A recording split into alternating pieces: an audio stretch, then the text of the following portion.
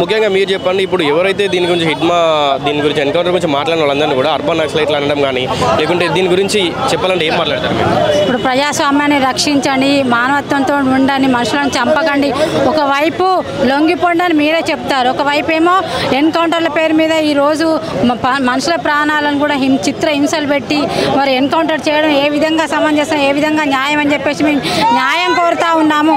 ఎవరు చంపినా కూడా చంపేది ఏమైనా మానవత్వంతో ఉండండి, మనుషులుగా ప్రవర్తించండి అని చెప్పేసి మేము కోరుతా ఉన్నాము. ఎన్కౌంటర్ పరిష్కారం కాదు. మావోయిస్టులు లొంగిపోతా ఉన్నారు. ఒకవైపు వాళ్ళ అమ్మ దగ్గరికి వెళ్తారు, తల్లి దగ్గరికి వెళ్తారు, లొంగిపోమని చెప్తారు. తెల్లారి 4 రోజులకే మరి ఎన్కౌంటర్ అని చెప్తే ఏ విధంగా ప్రజలు నమ్ముతారని చెప్పి మేము ప్రశ్నిస్తా ఉన్నాం.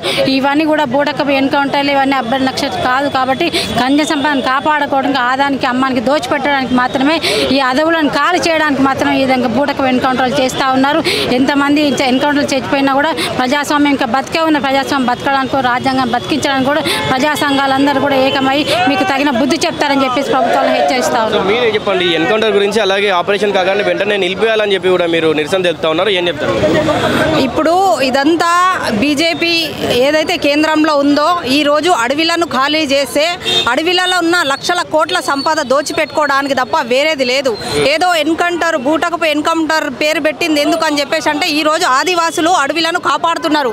భవిష్యత్తులో అడవి లేకుంటే ఒక అరణ్యకారం అయిపోతే దేశం అనేది, రాష్ట్రం అనేది అని చెప్పేసి అని ఈరోజు బయట ఉండి పోరాటం చేసే వాళ్ళు వేరు, తర్వాత వాళ్ళు ఇంటర్నల్గా ఉండి అక్కడ పోరాటం చేస్తున్న వాళ్ళు వేరు. ఈరోజు అక్కడ ఉన్న సంపదను కాపాడుకోవడానికి వాళ్ళు ఉంటే ఎన్కౌంటర్ పేర్ల మీద నక్సలైట్లు అయిన వాళ్ళను కాని వాళ్ళను అనేక మంది ఆదివాసులను పుట్టన పెట్టుకున్నది మనం చూసాము.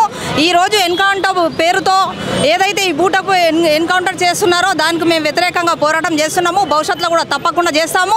శాంతి చర్చలకు వాళ్ళు ఇచ్చినా కూడా వాళ్ళని శాంతి చర్చలకు కాకుండా మార్చి ఏదైతే కంకణం కట్టుకొని మార్చి వరకు వాళ్ళని అందరూ హతం చేస్తామని చెప్పేసి అంటున్నారో ఈరోజు రాజ్యాంగంలో ఉందా, ఈరోజు సమాజంలో ఉందా? ఈరోజు హత్యకు ఇది హత్య ప్రభుత్వాలు చేస్తున్న హత్యగా మేము దీన్ని భావిస్తున్నాము. శాంతి చర్చలకు పిలుపునివ్వాలి, వాళ్ళని పిలిపించి వాళ్ళకు కూడా సమాజంలో బతికే హక్కు ఉంది. వాళ్ళు కూడా పేద ప్రజల కోసం ఆస్తులను రక్షించడానికే పోరాటం చేస్తున్నారు. ఈరోజు పోరాటం చేసేవాడు లేకుంటే అనేక ఇబ్బందులు భవిష్యత్తులో వస్తాయి. కాబట్టి ఇక్కడ కమ్యూనిస్టులు కానీ అక్కడ మావోయిస్టులు కానీ తప్పకుండా పోరాటాలు చేస్తారు. దానికి బలోపేతంగా వాళ్ళకు కృషిగా వాళ్ళకు సపోర్ట్గా మేము తప్పకుండా ఇక్కడ పోరాటాలు చేస్తామని చెప్పేసి మేము డిమాండ్ చేస్తున్నాం. సో మొత్తంగా ఇది ఫైనల్గా ఏంటంటే ఎన్కౌంటర్ అలాగే ఆపరేషన్ కగార్ అన్నింటిని కూడా వెంటనే ఆపేయాలి. మేము కమ్యూనిస్టులు అవ్వచ్చు, మేము శాంతి చర్చకు దిగేంత వరకు కూడా మేము ఇలాగే పోరాటం చేస్తాం. ఇది ఎన్కౌంటర్ కాదు, గవర్నమెంట్ ప్రభుత్వాలు చేసినటువంటి హత్యలను కూడా వీళ్ళు చెప్తా ఉన్నారు. మరిన్ని అప్డేట్స్ కోసం మన ఛానల్ సబ్స్క్రైబ్ చేసుకోవడం మర్చిపోకండి. కెమెరామెన్ శాంతితో కిరణ్ సైనింగ్ ఆఫ్.